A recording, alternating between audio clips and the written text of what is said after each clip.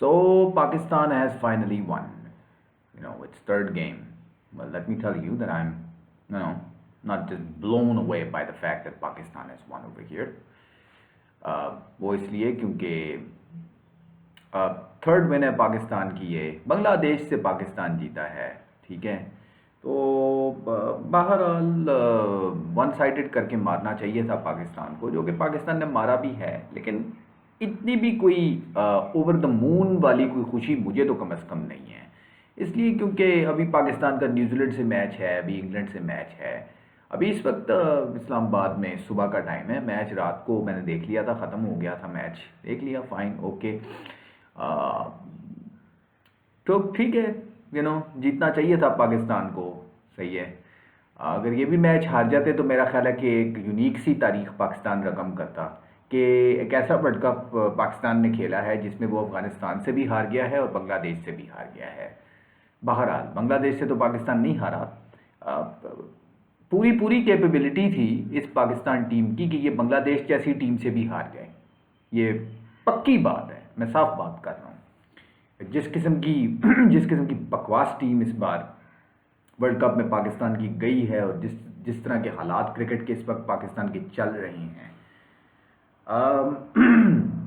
अगले दो मैच हैं न्यूजीलैंड और इंग्लैंड से, लेकिन ये जो मैच है जो पाकिस्तान ने कल बांग्लादेश से खेला है, इसके बारे में मैं सिर्फ इतना कहना चाहता हूँ कि यहाँ पर एक चीज़ बहरहाल नुमायाँ ज़रूर है जो सब ने देखी, और वो ये है कि बाबर आजम फिर भी नहीं चला इसमें। ठीक है जी, बाबर आजम का पता नहीं क्या प्रॉब्लम है इस वक्त, कि कमज़ोर टीमों के ख़िलाफ़ तो वो खेल सकता है ना, कमज़ोर टीमों के खिलाफ तो रन बना सकता है ना, बड़ी टीमों के खिलाफ तो नहीं खेल सकता, वो तो पक्की बात है। इस वर्ल्ड कप शुरू होने से पहले एक क्वेश्चन मार्क था कि यार बाबर क्या शायद सिर्फ कमज़ोर टीमों के खिलाफ ही खेलता है, मिनोज के खिलाफ ही खेलता है, या ये बड़ी टीमों के खिलाफ भी खेल सकता है। बड़ी टीमों में आपकी सीना कंट्रीज आ जाती हैं, south Africa, England, New Zealand, Australia, India और श्रीलंका भी आप उसको इंक्लूड कर सकते हैं। लेकिन बाबर आजम कल भी नहीं चला, बांग्लादेश के खिलाफ भी नहीं चला, तो वो उसका तो बाबर का तो टैग है ना कि वो बस नेपाल और जिम्बाब्वे के खिलाफ बस परफॉर्म कर सकता है। ठीक है, नेपाल या जिम्बाब्वे या नेदरलैंड्स या कोई मिनो टीम, आप कोई मॉरिशस की कोई क्रिकेट टीम ले आए इधर, ठीक है, नमीबिया की टीम से अगर पाकिस्तान का मैच हो जाए तो उसमें बाबर आजम सेंचुरी मार के जबरदस्त, बाबर आजम, बाबर आजम, बाबर आजम, बाबर आजम। और पर एक बहुत बड़ा बाबर आजम जो है, ये बेसिकली एक बहुत मैं समझता हूँ कि एक इतने बड़े धोखे का नाम है ना बाबर आजम, कि इसने जिस तरीके से पाकिस्तान के मीडिया को और पाकिस्तान की जितने भी बिजनेसेस, कंपनीज और स्पॉन्सर्स जितने भी थे who were interested to sponsor Babar Azam, वो बहुत ज़बरदस्त तरीके से इसने डिसीव किया है। और जितना टाइम भी इसने पाकिस्तान टीम के साथ खेला है और गुजारा है, आउट ऑफ लक, बस कमज़ोर टीमों के ख़िलाफ़ सेंचुरियाँ करके, परफॉर्मेंस दे के आज इसने अपनी रेप्यू बनाई है। अब वो रेपूटेशन अब डेफिनेटली तबाह हो रही है, ख़राब हो रही है, तो वो होनी भी चाहिए। ठीक है, क्योंकि इस किस्म के बकवास ओवररेटेड किस्म की जो प्लेयर्स हैं ना, वो पाकिस्तान को नहीं चाहिए। हमें चाहिए वापस इंजमाम जैसे प्लेयर्स, यूसुफ जैसे प्लेयर्स। ठीक है जी, हमें इस तरह के प्लेयर्स चाहिए वापस रिवाइव हों, पाकिस्तान टीम में इस तरह का टैलेंट आए, जो कि है। Talking about the positives about this Pakistan's game against Bangladesh yesterday, जो अच्छी चीज़ देखने को मिली वो ये कि फ़खर ज़मान का निक जो है वो ज़रा वापस आ गया। ठीक है जी, फ़खर ज़मान का निक वापस आया टू एन एक्सटेंट।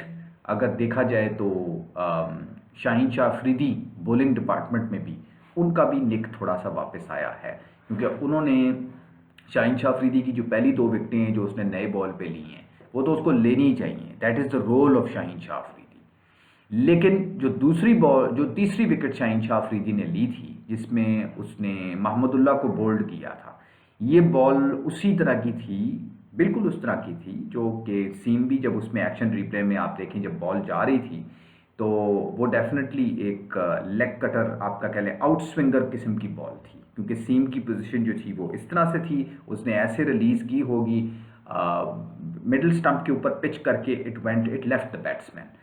मोर और लेस तकरीबन वही बॉल थी ये जो वसीम अकरम ने एलन लैम्प को कराई थी 1992 के वर्ल्ड कप में, जिसके बाद फिर आपने देखा कि उन्होंने एक थोड़ा सा पीस भी चलाया वसीम अकरम के ऊपर। मैं इसी चीज़ के बहुत सा ख़िलाफ़ हूँ कि आप क्यों इसको शाहीन शाह अफरीदी को वसीम अकरम से बार बार कंपेयर करके इसको ओवर द मून लेके जा रहे हैं। 23 साल की उम्र में शाहीन शाह अफरीदी की 132, 33, 34 से ऊपर इसकी स्पीड नहीं जाती, जबकि वसीम अकरम 23 साल का था तो वो 145 किलोमीटर पर आवर करता था, इनफैक्ट 150 किलोमीटर भी कराता था वसीम अकरम। तो जवान हो शाहीन शाह अफरीदी, तुम जवान हो, यंग हो, लंबे ऊंचे, 6 फुट 5 इंच तुम्हारा कद है और पेस तुम्हारी निकल नहीं रही, तो ये कोई ऑस्ट्रेलिया का ओब्रायन जो है ना, ये उस कैटेगरी में कुछ जा रहा है। बहरहाल जो भी शाहीन शाह अफरीदी का इस वक्त मसला है जिसकी वजह से इसकी पेस नहीं निकल रही, पेस में ड्रॉप हो चुका है, कुछ हो सकता है कि दो बड़ी जेन्युइन रीजंस हों जिनकी वजह से इसकी पेस में इफेक्ट आ रहा है। बॉलिंग ये बहरहाल ठीक ही करा रहा है, लेकिन वो उस तरह का टीयर अवे इंप्रेशन जो शाहीन शाह अफरीदी का बनता है वो इस वक्त इसका नहीं बना हुआ। एक तो रीज़न ये है कि इसको जो इंजरी हुई थी, नी इंजरी जो हुई थी जिसकी इसने सर्जरी करवाई थी, लेकिन जब ये वापस आ गया था तो सिर्फ इसको रिदम में वापस आने की ज़रूरत थी। पेस बहरहाल इसकी होनी चाहिए थी, क्या नी इंजरी की वजह से इसकी पेस ही बिल्कुल फारिग हो गई है। दूसरी बात ये कही जा रही है कि इसकी वर्ल्ड कप से पहले एशिया कप में फिंगर इंजरी हुई है, उस फिंगर इंजरी को कैरी करके ये इस वर्ल्ड कप में आगे चल रहा है। तो अगर इन चीज़ों को कैरी करके ये आगे जा रहा है तो उसका मतलब है कि इसके अंदर कहीं ना कहीं कोई जरासीम मौजूद हैं, अंदर है इसके अंदर। उसके बावजूद अगर ये अगर कम स्पीड के ऊपर भी आउट कर रहा है अगर, तो इसका मतलब है कि इसके पास सीम एंड स्विंग की कैपेबिलिटी है। तो अगर इसी चीज़ को शाहीन शाह अफरीदी आगे ले और इसी चीज़ को अपना प्लस पॉइंट बना कर आगे बॉलिंग कराता जाए तो that is going to be very good. नया बॉल शाहीन शाह अफरीदी अच्छा कराता है, नो डाउट। मिडिल ऑर्डर्स में जब बॉल रिवर्स स्विंग होना शुरू हो तो वो जो बॉल इसने मोहम्मदुल्लाह को जिस तरह से आउट किया है आज, वो अच्छी बॉल थी, पढ़ के बाहर निकली थी, ज़रा आउट स्विंगर था वो। लेकिन इसको वसीम अकरम से ना कंपेयर करें आप, ठीक है, क्योंकि फिर ये इस जनरेशन का प्रॉब्लम ये जो हमारी जनरेशन है ये आजकल की पाकिस्तान की, जो कि T20 से डायरेक्ट ही ओडीआई क्रिकेट में आ गए हैं, इंटरनेशनल लेवल ओडीआई क्रिकेट में खेलने के लिए आ गए हैं। क्योंकि इन्होंने क्या अगर खेला हुआ है तो T20 खेला हुआ है, फ्रेंचाइज क्रिकेट खेली हुई है इन्होंने PSL की, और उसके बाद डायरेक्ट पाकिस्तान टीम में और टेस्ट मैचेस में भी। Although he remains the fastest to reach ODI wickets right now, okay fine, but that being said, on key moments against key teams, against major teams, Shaheen's performance is required at that point.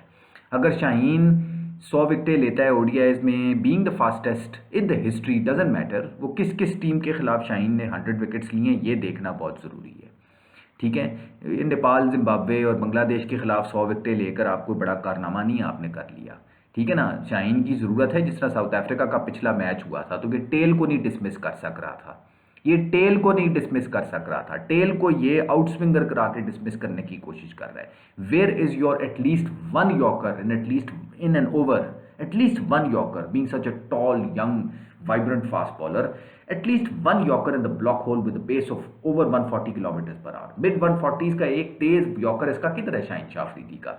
नहीं है, ना इसके पास capability है, ना हारिस रऊफ के पास capability है लंबे over कराने की। कैपेबिलिटी मैंने देखा है कि ना शाहीन शाह अफरीदी के अंदर है और ना हारिस रऊफ के अंदर है।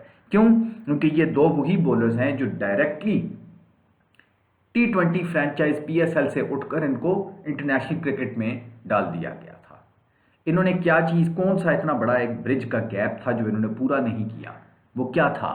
एक आप PSL खेल रहे हो फ्रेंचाइज क्रिकेट लाहौर कलंदर से, और बड़ी अच्छी परफॉर्मेंस उधर आपने दी। T20 क्रिकेट में आपको उठाकर पाकिस्तान की T20 इंटरनेशनल साइड पे भी डाल दिया और ODI साइड पे भी डाल दिया, टेस्ट मैचेस में भी डाल दिया। ये ज्यादती है थोड़ी सी, आपने इस प्लेयर के साथ ही ज्यादती की है, और मैं समझता हूँ कि आपने हारिस रऊफ के साथ भी ज्यादती की, क्योंकि हारिस रऊफ ODI फॉर्मेट के लिए प्रिपेयर्ड नहीं है, ठीक है जी। हारिस रऊफ ने भी, अब क्या चीज़ है जो इन दोनों बॉलर्स के अंदर मिसिंग है? वो ब्रिज कहाँ है? वो बीच का ब्रिज जो है वो क्या है कि PSL फ्रेंचाइज के बाद जो पाकिस्तान टीम में इनको लेके आए हैं, लेके ज़रूर आते हैं, लेकिन मेरा ख्याल है T20 में लाना चाहिए था।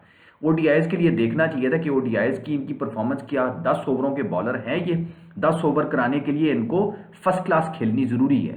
तो क्या ये अपने ऑफ टाइम पे जब ये नहीं पाकिस्तान टीम के साथ टूर कर रहे होते तो क्या ये शाहीन और हारिस दोनों फर्स्ट क्लास खेलते हैं? क्या फर्स्ट क्लास खेल रहे होते हैं? ये लिस्ट ए खेल रहे होते हैं पाकिस्तान में जो चल रही होती है? क्या कायद आजम ट्रॉफी खेल रहे होते हैं? हारिस रऊफ तो बिल्कुल भी नहीं खेलता ना। तो उसकी फिर हालत आप देख लें कि 10 ओवर कराता है और 80 रन खाता है और 1-2 आउट कर देता है और हंस रहा है आगे से कि मैं भी बस ठीक है बॉलिंग करा रहा हूँ। somebody has to make them realise कि आपका जो प्री रेक्विजिट है फर्स्ट क्लास का वो तो पूरा हुआ ही नहीं हुआ। तो जाओ first class Khelo, list A खेलो और अपने अंदर स्टेमिना और कैपेबिलिटी बनाओ कि आप 50 ओवर्स के मैच में 10 ओवर फेंक सकते हो। Naseem Shah is the only bowler जो इस वर्ल्ड कप में खेल ही नहीं रहा पाकिस्तान के साथ, जो कि 10 ओवर फेंकने की पूरी पूरी अहलियत रखता है, पूरी पूरी कैपेबिलिटी है उसकी। उसकी वजह क्या है? क्योंकि वो फर्स्ट क्लास खेलता है, वो फर्स्ट क्लास से पाकिस्तान के अंदर आया है। तो first class is very very important, list A is very very important. 4 day cricket and list A जो डोमेस्टिक लेवल पर 1 डे क्रिकेट होती है बहुत ज़्यादा ज़रूरी है। T20 नहीं, डोमेस्टिक लेवल की 4 day cricket and 1 day cricket at the first class level, domestic level, ये ज़रूरी है बहुत ज़्यादा। बहरहाल बाबर आजम की तो पुअर फॉर्म कंटिन्यू ही करती है। फ़खर जमान का निक वापस आ गया है। अल्लाह करे न्यूजीलैंड और इंग्लैंड के खिलाफ भी इसकी यही फॉर्म रहे। ठीक है, बहुत ज़्यादा आसमान पे नहीं इनको चढ़ाना चाहिए तारीफ़ें करके। जो भी किया है इतना रिक्वायर्ड ही था, बांग्लादेश से ही जीते हैं ना, और क्या है। So nobody should be over the moon because of this win that Pakistan has had. बाकी मैं पिछली वीडियो में ये बात कर चुका हूँ कि पाकिस्तान का रोड टू सेमीफाइनल अब क्या होना चाहिए, तो उस पर अब मैं अगली वीडियो में कभी बात करूँगा। अभी ये वीडियो इतनी ही रखें तो बेहतर है। Thank you for watching this video, and I'm sure you don't like this video, but if you do, please like, subscribe and share. Thank you very much. Bye bye.